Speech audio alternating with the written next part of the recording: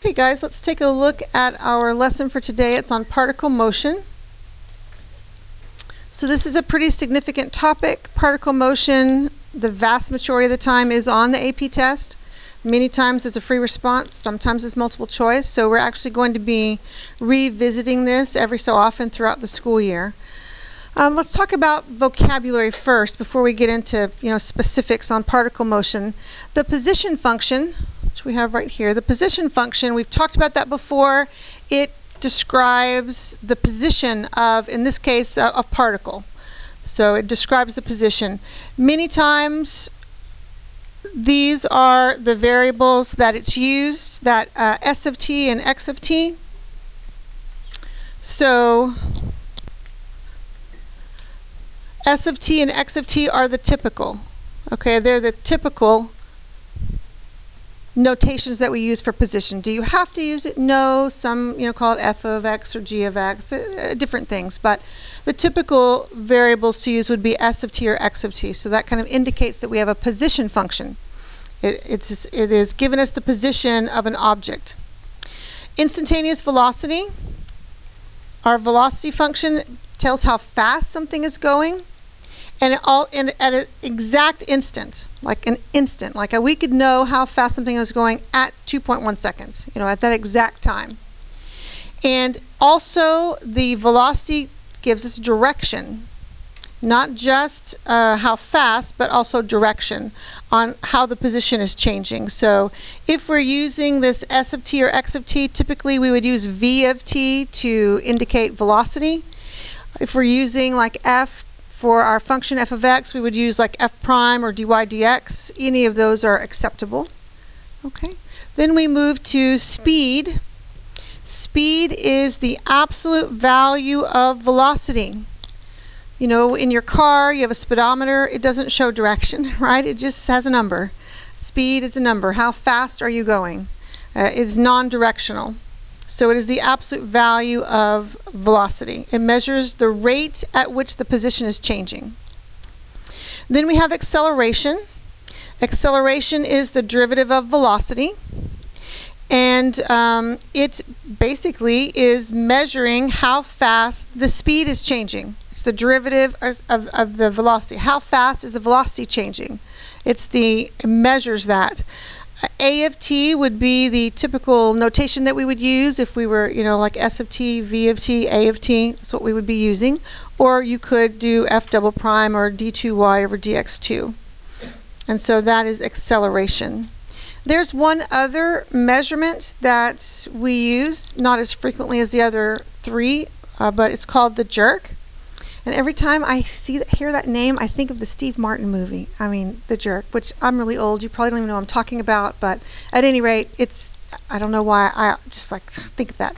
So what is that? That is basically, it measures how fast the rate that you're accelerating. At what rate are you accelerating? And it's indicated by a j of t, or f triple prime, or d3y over dx3. So how does it get its name? I'm just guessing. Of course, nobody in this class has ever done this before. You've probably seen on TV, right, where somebody driving a car will like hit the gas pedal down really hard, right? Just on TV. You've seen that, right? And so when that happens, the people like jerk back into the car. It pops them back. That's where it gets its name, because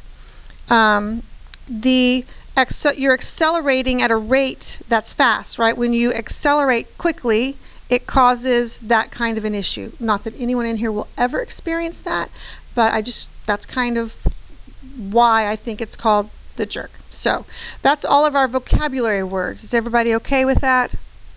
Now let's see how that plays out. How are we going to use that information? What we have over here, I think, is a really good graph. It demonstrates a lot of things we're going to be talking about today. And the first thing that we need to know when we look at a graph is what kind of graph is it? If it's a velocity graph, we're going to read it a different way than we would read a position graph. We have to really understand which graph we're reading. That is one of the most common mistakes that students will make, and adults, is they get confused on which graph, or they don't pay attention to which graph. They assume it's one, and they read it a particular way and everything is wrong, right? So we just need to be aware to know what kind of graph we're dealing with. This is the graph of velocity. So this is a velocity graph. If velocity is positive, notice in this graph, that means it's above. When the graph is above the x-axis, velocity is going to be positive. When velocity is positive, the particle is going to move forward or right. They use those words interchangeably, forward or right. Either one of those would be fine in most cases. When the velocity is negative, and this is indicated by, see the graph underneath this x-axis or t-axis, when it's negative, then the particle is going to be moving backwards, or in some cases we could say moving left. So positive and negative has a meaning for us. It gives direction on which way the particle is moving. Now let's look at this little set right here. Let's talk about these words down here. So we just talked about the particle moving forward when the velocity is positive and backwards when the velocity is negative. We have another concept that's very important to us, and that is when the particle is speeding up and when it's slowing down. This is a bit more difficult to pinpoint. Two things have to happen. When the particle is speeding up, it speeds up when velocity and acceleration have the same sign. That's when it speeds up. A particle slows down when velocity and acceleration have opposite signs, different signs, because those forces are working against each other. They're going in different directions. All right, so let's look at the graph and kind of figure out what's going on. We know that in this little section between 0 and 3, that velocity is positive, right? It's above the x-axis. How would we read acceleration off of a velocity graph? Well, it would be the slopes, right? Because it's the acceleration is the derivative of velocity. So we would read acceleration in slopes. So if we look at this slope right here, that's a positive slope, right? So acceleration is positive and velocity is positive, therefore the particle is speeding up right there. Okay, we have to compare the two. Here, what is our acceleration between 1 and 2? It's 0. And 0, oh, we've talked about 0 before. That poor little number. It's the only number that doesn't have a sign. It's not positive, it's not negative, it's just 0. So we can't compare them. It's not positive, negative. So basically what happens if the acceleration is 0, then our velocity is going to be constant. It's not speeding up, it's not slowing down, it's just constant. Okay, now so here our tangent lines would be negative, right? So our acceleration would have a negative, it would be negative, but velocity is above the x-axis, it would be positive. So between here and here, we would be slowing down. Okay, so you see how to determine speeding up and slowing down takes a comparison of the signs of velocity and acceleration. Okay, are we okay with that? And you can see the other examples. There's several other examples. You know, here velocity is negative. I have a negative slope, so we're speeding up. Here velocity is again negative. It's under the x-axis. We have a positive slope, so we're slowing down. So it gives you examples throughout that graph of that concept. Okay, and those are really the main concepts that we'll be dealing with. There's a few more, but that's the bulk of it. Any questions about the concepts? Okay. So in order to read that, we would have to look at the rate that the acceleration is changing. That perhaps looks a little quicker. So yeah, there'll probably be something going on down here. Yeah. And as far as speed, look at where it indicates the greatest speed is. In the bottom part. So whether the velocity is positive or negative doesn't have an impact on the speed, right? The speed is the absolute value of velocity. So it's really truly just the largest number. Once you absolute value it, it's the largest number. And in this case, this happens to be the greatest speed right there at 4, t equals 4. All right, so on the next page we have one problem similar to like a free response problem.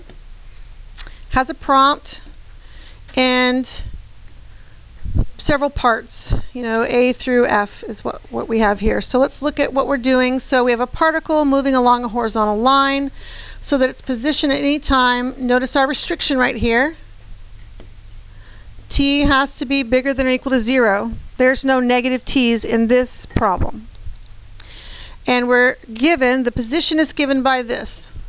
All right, so there's our position function. It's indicated by s of t, where s is measured in meters and t in seconds. So we have units to deal with. So part A says find the velocity at time t. Well, that's kind of weird, right? Velocity at time t, that's really like code words for, yeah, just give me the equation of velocity, right? That's what it means. Give me the equation of velocity. So we're going to have to take the derivative, you know, by hand and do the equation of velocity. So v of t, we're going to do the power rule, which we have learned already. So this is going to be 6t squared minus 14t plus 4. So there is our velocity at time t. Then it wants us to find the velocity at t equals 1 second. So that's v of 1. I would just plug a 1 in here. Could you use your calculator for it? I mean, yeah, if we had a calculator, but it's just be faster just to plug it in, right? So 6 minus 14 plus 4. So we plug that in and we get negative 4 meters per second. And so there's our velocity at time 1, and there's our velocity at time t. Any questions about that? Okay. Part B wants to know when is the particle at rest, when's it moving left, when's it moving right, justify. Even if this did not say justify, we would still be justifying. I need to be perfectly clear, right, on everything. We would still be justifying. Okay, so when's the particle at rest? Well, the particle's at rest when velocity is 0, right? So what do we have to do? We have to set velocity equal to 0. Now, even if you have a calculator, you have to show this step to get credit on the AP test. You have to show 6t squared minus 14t plus 4 equals 0. Now, if you do everything else in the calculator, fine, but you have to show that it's equal to 0. Now, I'm not going to do the things in the calculator. I'm actually going to factor it. I would factor out a 2 because, you know, I don't like working with big numbers. So this factors to be 3t minus 1 and t minus 2. So we need to do sign analysis. It's going to be important for us. So here's sign analysis. Our zeros are 1/3 and 2. And I will just tell you, we've done lots of sign charts up to this time. The signs are positive, negative, positive. Those are the signs. All right, so let's analyze what's going on according to our chart. So particle at rest. The particle's at rest when velocity is 0. So we're going to work on that one first. At rest, that's at t equals 1/2 and 2 seconds. Because you just might as well just put because you're going to have to say why. Why? Because v of t, that's a 3, 1/3. V of t equals 0. That's why. T is 1/3 and 2, 1/3 and 2, because v of t equals 0. Okay, it doesn't have to be an elaborate explanation. It just has to be an explanation. That's all you have to say, because velocity is 0. Okay, we okay with that? All right, now let's look and see when is it moving left. So left, let's see, left would be negative, right? Left will be negative. So it's moving left between 1/3 and 2 because, again, because v of t is less than 0. Right? It takes like half a second to write the justification, right? That's it. Just because v of t is less than 0. Yes? Can you also write out v of t is negative? You can. Sure, you can write those words. V of t is negative. You can. For me, it's just faster to do that, so that's what I normally do. But you certainly can use words instead. All right, so right. Let's look at moving right. So it's moving right when it's positive. We have a restriction here. So if you put negative infinity to 1/3, you wouldn't get the point, right? Negative infinity isn't in the domain. You have to say 0. It's from 0 to 1/3 and from 2, and we look around to see if there's any limit on this. Anytime we stop, we don't see anything. So then we can put infinity. Because That's when it first begins, so there'd probably be a fight about whether it was or wasn't, so you could do either. I mean, it's not going to make a difference for us. You could do either hard bracket or soft bracket on 0. So our because we need to know why. Why? Because v of t is greater than 0. And that's really all we're required right there. Okay, so that is at rest, moving right and left. How are we with that? And we discovered that from the signs on the velocity. Okay? All right, let's move to the next problem. So part C says find the acceleration at time t. Okay, we're stopped. That's code words for, get me the equation. So a of t. So we take the derivative of v of t, and we get 12t minus 14. That's our acceleration. Then they want acceleration at time 1. Time equals 1, so a of 1. So we put that in there and we get negative 2 meters per second squared. So here's our equation. Here's our value. Yes? Can we write like s prime? You could do those instead, sure. You could do s prime, s double prime. I mean, that's not the typical thing to do. They usually use v's and a's, but you could. Sure. Are we okay on C?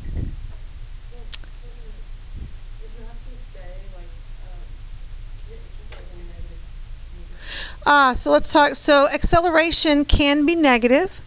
It can be negative. Acceleration has direction, just like velocity does. So it can be negative. That's fine. No, because all they wanted was a value. They just wanted a value. They weren't asking a qualitative question like, when is it doing something? They just wanted a value. You can just give them the value. That's all we need. All right, part D is asking for displacement. Now, that's a physics-y subject, right? Displacement. Let's talk about displacement. It really is the distance you are away from your starting point, right? Doesn't matter how far you've walked. If I start here, I walk to the other side of the board, I walk back, and I'm where I started. Where I started, my displacement is 0 because I'm back where I started. Doesn't matter how many times I walk back and forth, right? Displacement is the distance away from where you started. So it's a formula for us. It's end minus beginning. End minus beginning. That's our formula. That's what we need to keep in our head. So we're looking for position, right? Displacement has to do with your position. So we would want the end minus the beginning. So what we're going to want is s of 3 minus s of 0. Now, as far as work goes, that's all you have to do for work. Put s of 3 minus s of 0. But yes, you have to put that. Okay? Now I'm going to transition to my calculator real quick. Are we okay so far? Does everybody have that written down? Because I need to erase.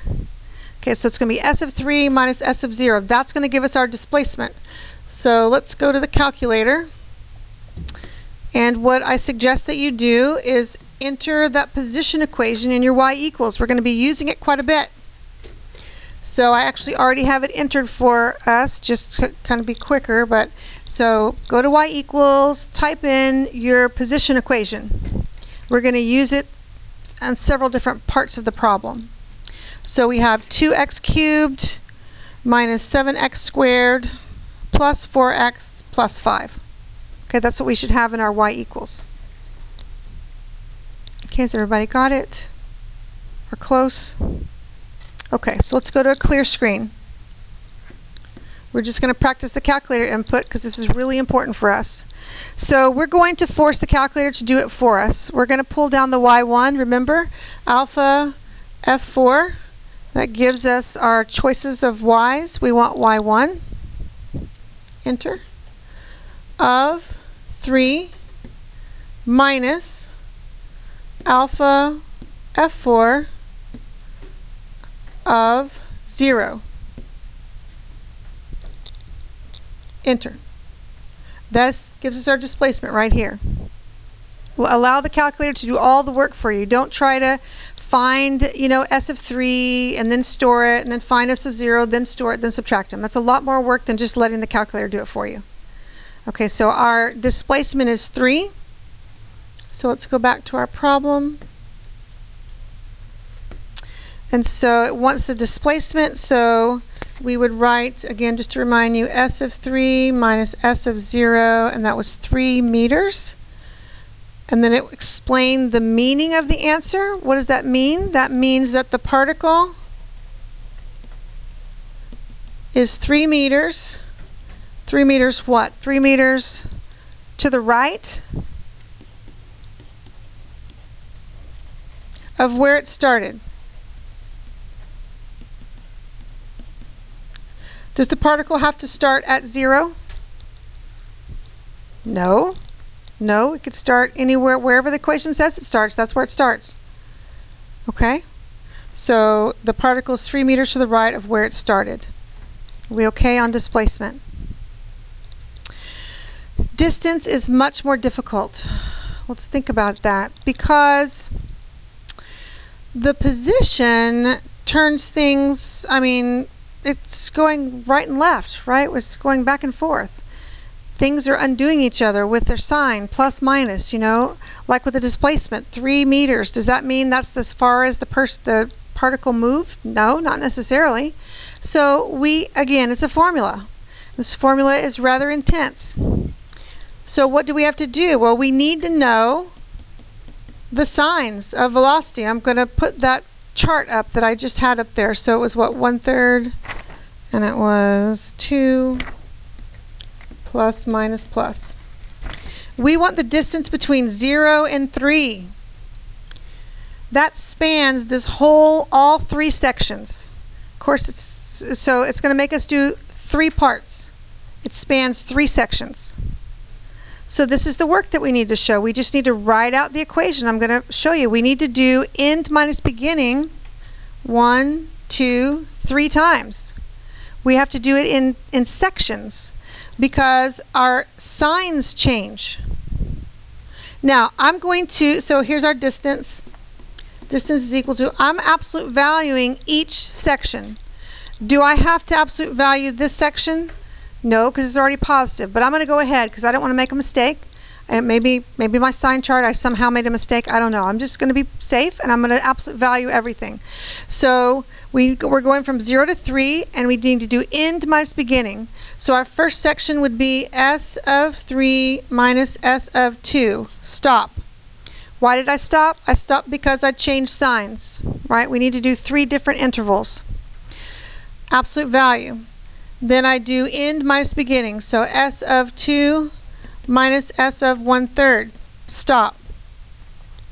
Right? My last section, absolute valued, s of 1/3 minus s of 0. Stop. Equals, and then I write the answer. Okay? We're going to write the answer. I'm going to take you back to the calculator. We're going to do the answer in the calculator. So the work that you show, just right there. Do you have to find each of those individual numbers and plug them in? No, we're going to let the calculator do everything. Right? We're going to let it do everything. So does everybody have this? Are we okay? Because I need to clear. All right, so let's clear and let's go back to the calculator. So I still have my position, right? It's still in y equals, still where we put it.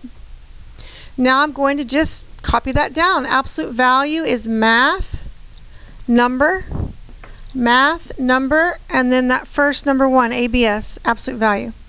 So I have my absolute value sign up. Now I'm going to do my y1, alpha f4 equal y1 of, what did we do, 3. Okay, we'll go back. We'll just start it again. Okay. So we have math, number, absolute value. So we have y1 of 3 minus y1 of 2. And that's my first absolute value piece. Plus, so I'm going to do the next 2, right? Just bring my absolute value down. Math, numbers. Okay, so now we have y1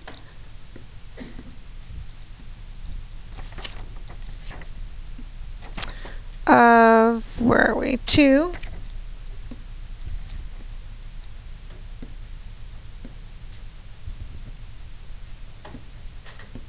minus y1 of 1/3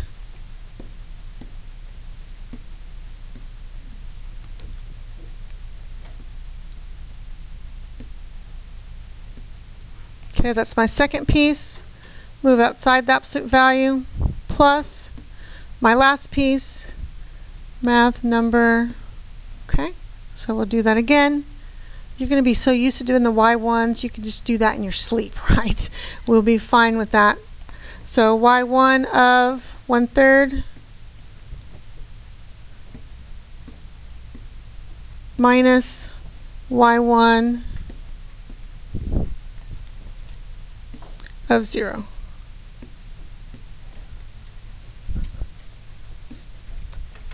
And there's our distance. So that number is quite different than the 3, isn't it? Our displacement was 3, but our distance was actually 12.259. Okay, so let's go put that in.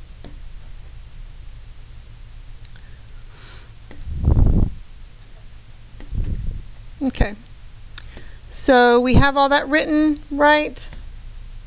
Our absolute value things, and then we put 12.259 meters. And that's all the work you need to show. Just write those out.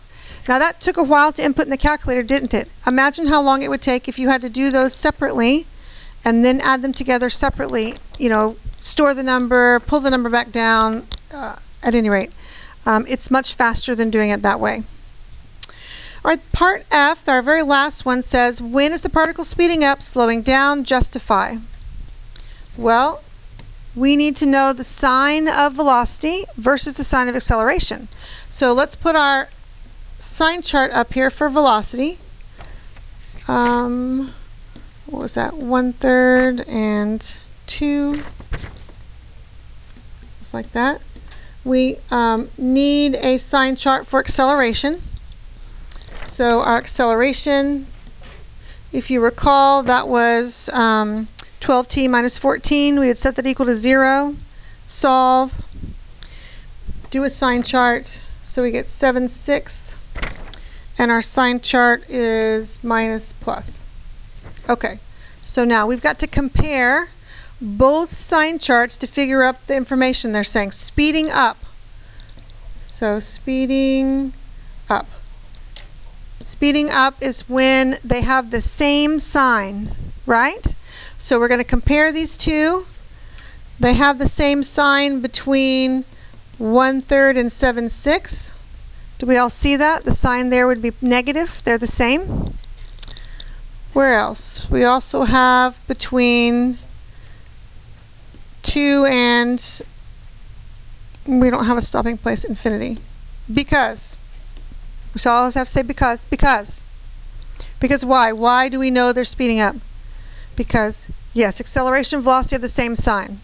Because v of t and a of t have the same sign. Okay? Slowing down. Okay, I still hope that, I'm going to say this again, even if it doesn't say justify, we have to. Okay, you're going to lose points. So justify even if it doesn't say so. All right, so slowing down. Slowing down is when the signs are different. Let's see, what do we have? Like from 0 to, what, 1/3? Right? The signs are different from 0 to 1/3. Where else are they different? Good. 7/6 to 2, right? 7/6 to 2, they're different. Because v of t and a of t have different signs. Okay, and that's basically it. How is that? Are we okay with that? We okay?